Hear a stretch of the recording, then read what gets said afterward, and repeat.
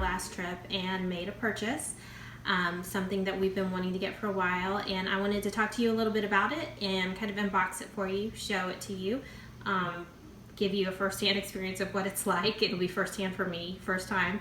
So if you've ever been to Epcot and you've been into the land pavilion downstairs next to Soarin, there is the Living with the Land ride, and if you ride that, it takes you through the greenhouses and they show you all their plants and all the new ways that they have for growing plants and doing that efficiently.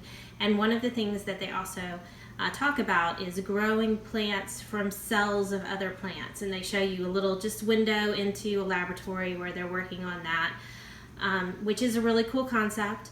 And when you get out of that ride, if you walk over to the opposite side of Soarin, there is a desk set up, and it has a big sign called with Behind the Seeds on it, which is a tour you can do that takes you behind the scenes of the Living with the Land tour into the greenhouses and kind of shows you what they do, which is really cool, and gives you a little more in-depth information into the different areas, including that lab where they grow plants from cells.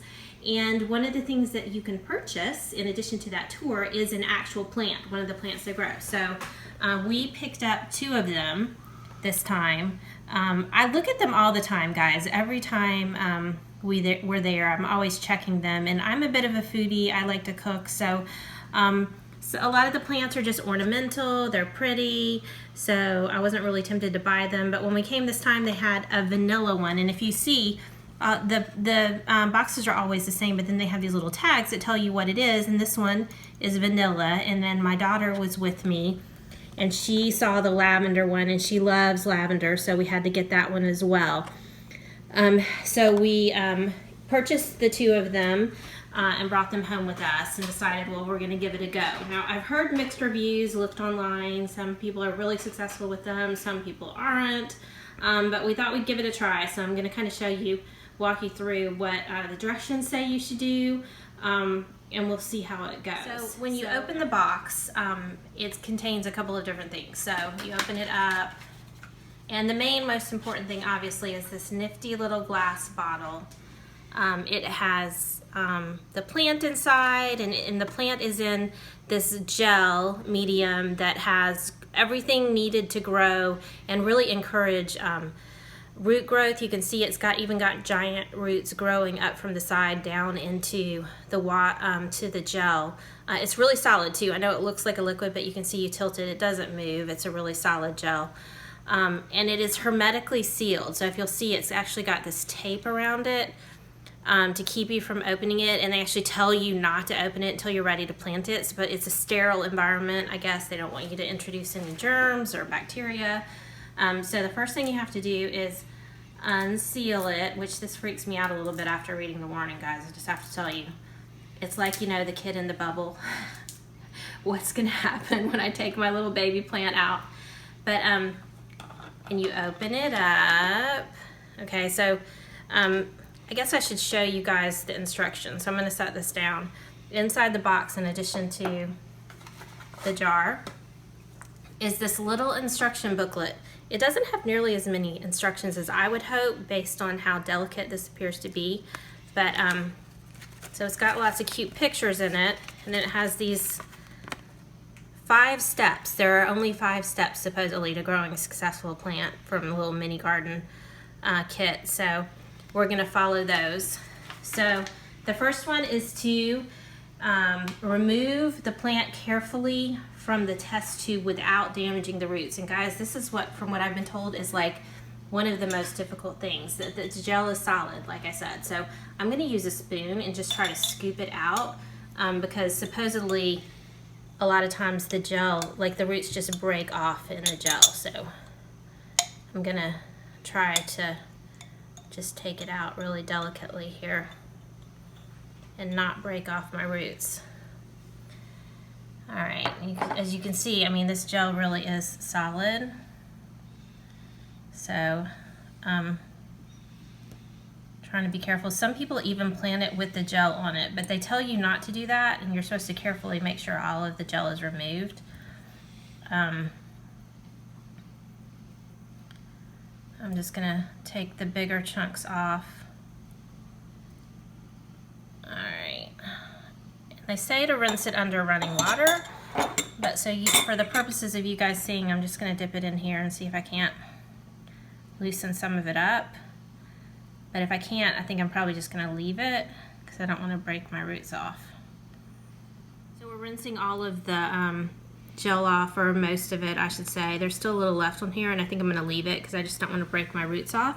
But you can see there's a couple of thick roots, which I'm hoping is normal for vanilla, guys. I have no idea. It's actually a relative of the orchid. It's in the orchid family, so except for it grows in a vine, supposedly. So I've got a couple of big roots here, and I'm hoping those will work for me.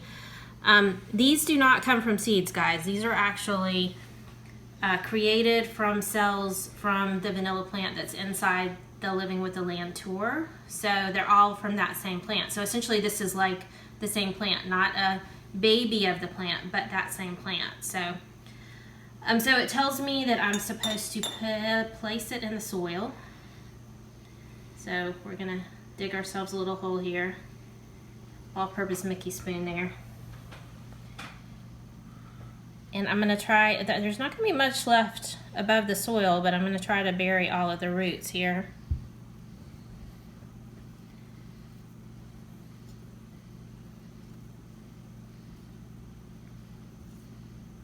All right. So one of the things it tells you in the instructions is to plant it in sterile soil. A lot of people interpreted that as they needed to sterilize their soil, like put it in the oven or the microwave and like kill things off. From what I read, that never worked well for anyone, and I'm guessing it's probably because whatever's in the medium to help something grow, this is that special growing medium that I'm not gonna put the name of because they're not sponsoring us, but you know, it's supposed to grow plants twice as big. So, and I'm just assuming that if I bake this, I would probably mess things up. So I didn't do that in the different posts that I found online. People that did the best, they didn't either. So I'm hoping that that works out for me. The other thing you're supposed to do at this point is to water it lightly. I suppose if I was a professional gardener, I would have like a special watering can, but I'm not, guys. I have to admit, I kind of have a brown thumb, so we'll see how this works. Chris is the one who keeps plants alive in our house, so hopefully he can help me look after it. Put a little more because it still feels a little dry. Okay, so I've added water. And so the next step you're supposed to do is to cover it loosely with a plastic bag and then use a rubber band to kind of seal it up. They want to keep it kind of in its own little mini greenhouse, I guess, so to speak, so it can adjust to your home environment. Now I tested this out, and I don't have a bag big enough to put this whole big pot in. It says to do a 4 to 6 inch pot, and this is a 6 inch. But what I did find is that if I take this handy zippered storage bag and carefully slip it over the top, just make sure I have it nice and open here. It actually is tight enough that it creates its own seal, so I don't even need a rubber band. There we go. So we've got our own little mini greenhouse going on here, you can see. And then it says, let me read this off to you guys because it's kind of interesting. So, all right. So you, about 2 weeks after you do this, you're supposed to poke tiny holes in the bag to let in fresh air, and then you gradually let in more air over the next 2 weeks after that, so like a month's time total, by making those same holes larger. And it's supposed to help it adjust to its new environment. So we'll see how that works. I don't know. It's kind of interesting that, so they explain also, I didn't point this out, but it tells you about how your plant came to be, which is kind of cool, and it explains how it didn't come from a seed, but that it was actually tiny microscopic cells of the original plant. So that's kind of cool.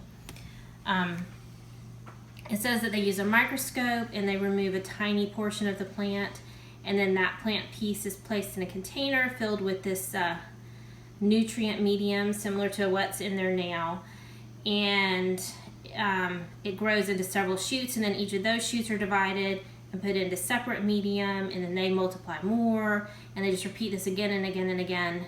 And so one tiny plant piece is grown and divided to produce an unlimited number of identical offspring. So and then those shoots are rooted, so they don't even have roots initially, so that's kind of cool. So we'll see how this works. Liberty, I have to tell you guys, really wanted to do hers, so we'll probably do hers next together, but I wanted to test it out myself first to see how it went before we she'd be very traumatized if anything bad happened to her plant while we were transplanting it, so I figured I'd let mine be the guinea pig. So we'll see how this works. Supposedly this should work fine, and since it's kind of an orchid, as long as I keep it, you know, moist and humid and warm, which our house is plenty warm, we'll have essentially vanilla beans eventually. So that would be awesome. One of the reasons we're so excited about this plant is essentially it's a little tiny piece of Epcot that we brought home with us. I mean, this is essentially a piece of, like I said, the vanilla plant that is growing inside the Living with the Land greenhouse. So that's kind of nifty. So hopefully over the course of time this is going to continue to grow, and we'll have a plant that is from the Epcot Living with the Land greenhouses. So that's really cool. We're really excited about that. Just our own little bit of Epcot come home. So if this is something that interests you guys and you want to hear more about my plant, please comment and tell me so. If I get enough comments, we'll do a follow-up video and let you know how it's going in a few weeks. Hopefully it's still green and growing. And if you enjoyed this video and you want to hear more, you want to see more like this, please follow us. You know, just click the button below and follow us and subscribe so you don't miss any of our videos, and that way you'll see everything that comes out and everything that we do, and we would love to have you following along with us. Thanks, guys.